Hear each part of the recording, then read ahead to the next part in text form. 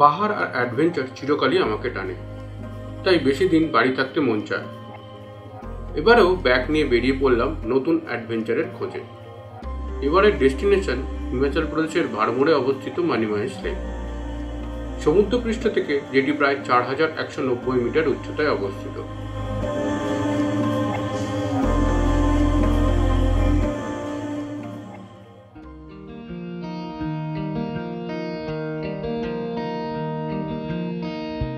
হাওড়া থেকে ট্রেন ধরে আমরা পৌঁছে গেলাম পাঠানকোট। সেখান থেকে কারে চাম্বা হয়ে ভারমোর। পাঠানকোট থেকে ভারমোরের দূরত্ব প্রায় 180 কিলোমিটার। ভারমোর থেকে 12 কিলোমিটার দূরে হাতসারে এই পয়েন্ট থেকে শুরু হয় ট্রেকিং। ভারমোর থেকে প্রথমে গাড়িতে পৌঁছতে হবে হাতসার। যেহেতু আমরা সেপ্টেম্বরে যাত্রা করছি, তাই এই সময়ে ভিড় কম, আর আমরা সেটাই চেয়েছিলাম, নির্জনতার মাঝে প্রকৃতিকে উপভোগ করা। একটি বিষয় বলে দেওয়া ভালো, ভারমোরে যদি আপনি জন্মাষ্টমী থেকে রাধাষ্টমী এই সময়ের মধ্যে আসেন, যখন ভিড়টা সবচাইতে বেশি, তখন আগের থেকে হোটেল বুক করে আসাই ভালো। আমরা এখানে ছিলাম HPTDCর হোটেল গৌরীকুণ্ডে।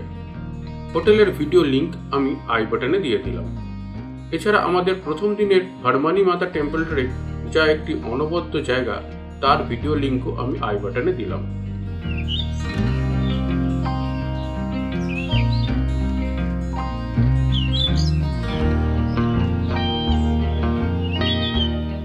যাত্রা শুরুর কিছুক্ষণ পর থেকেই প্রকৃতির অপূর্ব সৌন্দর্য দেখে মনটা ভরে উঠতে থাকল। যদিও মানি মহেশ লেকের ধার্মিক ও আধ্যাত্মিক মাহাত্ম্য আছে, তবে আমাদের যাত্রার প্রধান উদ্দেশ্যই ট্রেকিং, অ্যাডভেঞ্চার আর প্রকৃতির সৌন্দর্যকে উপভোগ করা।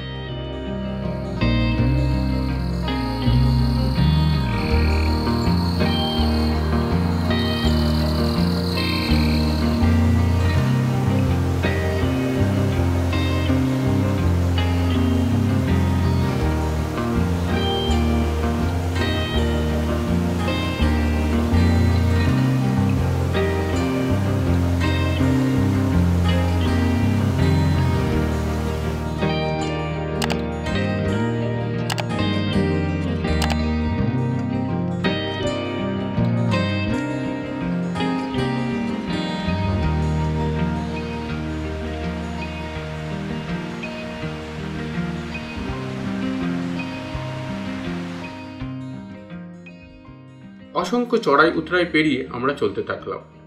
মাঝে কিছুটা বিশ্রাম নিয়ে আবার চলতে থাক, যতক্ষণ না লক্ষ্যে পৌঁছানো যায়। আর চলতে চলতে প্রকৃতির সৌন্দর্যকে দুই চোখ ভরে দেখে মনটাকে জুড়িয়ে নেওয়া।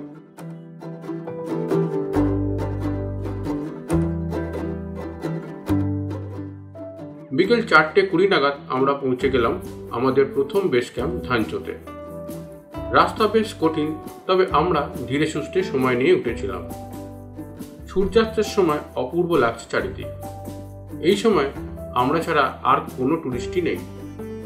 ঠান্ডাও সময়ের সাথে সাথে বাড়তে থাকলো। আগুনের পাশে বসে শরীরে কিছুটা উষ্ণতা দেওয়ার চেষ্টা করলাম।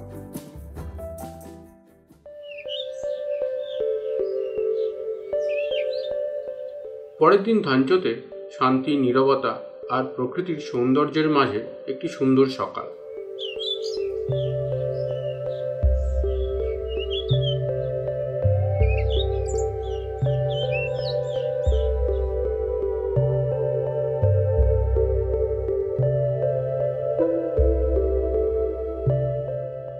সকাল 8:20 নাগাদ চা আর আলুর পরোটা দিয়ে ব্রেকফাস্ট করে আমরা আবার যাত্রা শুরু করলাম।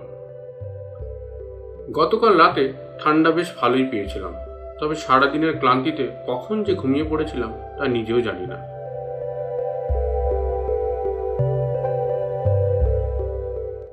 উঁচু উঁচু পাহাড়, প্রবল শব্দে নিঃসৃত জলধারা মনের মধ্যে এক অদ্ভুত ভালো লাগা এনে দিয়েছিল।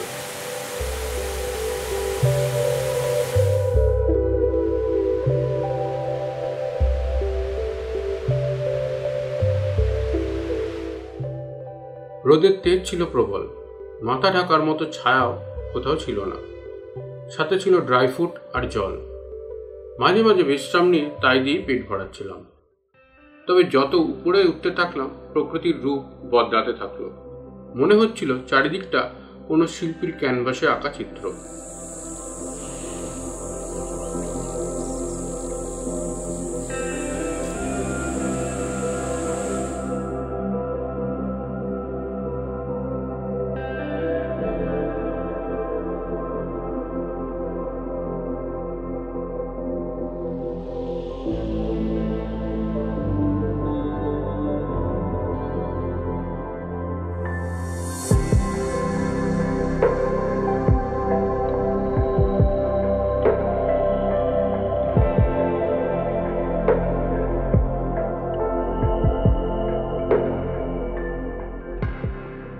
পথ অবশ্যই খুবই কঠিন এবং খাড়াই, শরীরও ক্লান্ত, মাঝে মাঝে মনে হচ্ছিল পারবো তো শেষ অবধি। তবে দূরে বরফ ঢাকা পাহাড়, ভাসমান মেঘের সারি আর জলধারা হাতছানি দিয়ে ডাকছিল, লক্ষ্যে পৌঁছতেই হবে, থামলে চলবে না।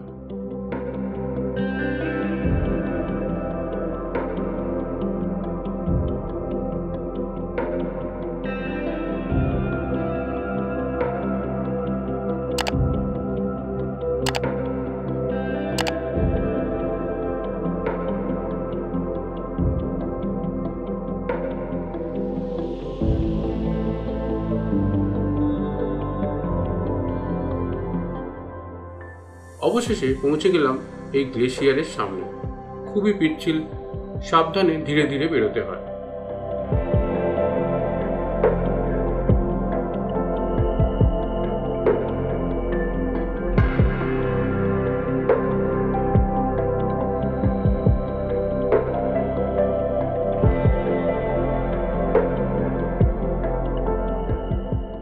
বিকেল গড়িয়ে সন্ধে হতে যায়, পৌঁছে গেলাম গৌরীকুণ্ড।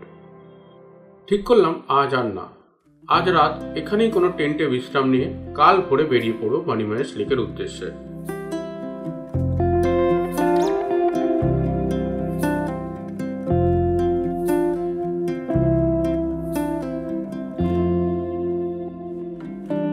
চারিদিকে বরফ ঢাকা পাহাড় আর মাঝে এই বেস ক্যাম্প, সাথে সূর্যাস্তের সৌন্দর্য সত্যি অনবদ্য।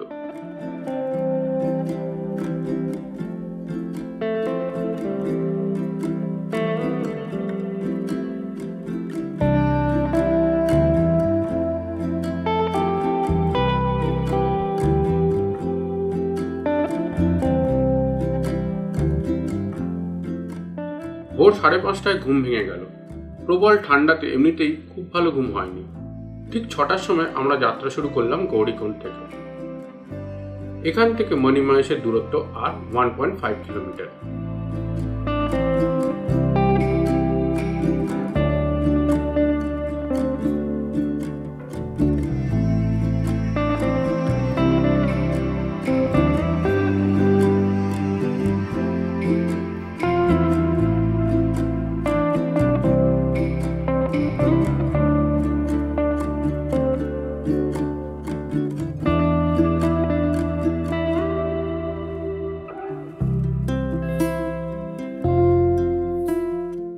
অবশেষে পৌঁছে গেলাম লক্ষ্যে, মণিমহেশ লেক। সত্যি এক দারুণ অভিজ্ঞতা। আসুন আপনাদের ঘুরে দেখায় পুরো এরিয়াটি।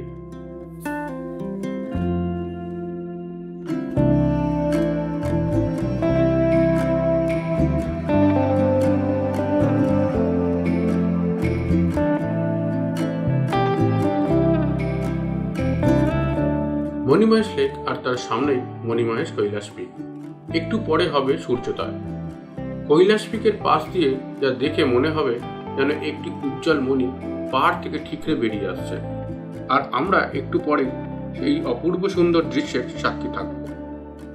ধার্মিক লোকেদের বিশ্বাস মণিমহেশ লেক ভগবান শিব আর গৌরীকুণ্ড মা পার্বতীর স্নান করার জায়গা। তাই মহিলারা এলে এখানে গৌরীকুণ্ডে আর পুরুষেরা মণিমহেশ লেকে স্নান করে পুণ্য অর্জন করেন।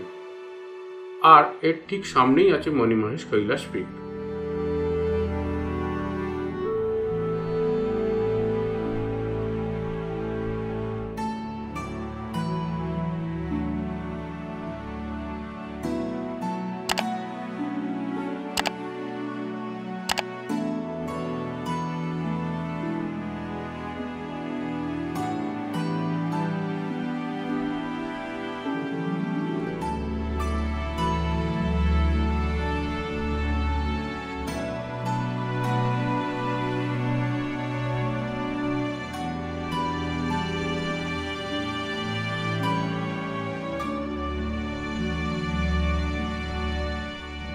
অবশেষে এলো সেই মহেন্দ্রক্ষণ, সূর্যোদয়ের মুহূর্ত, সত্যি অপূর্ব।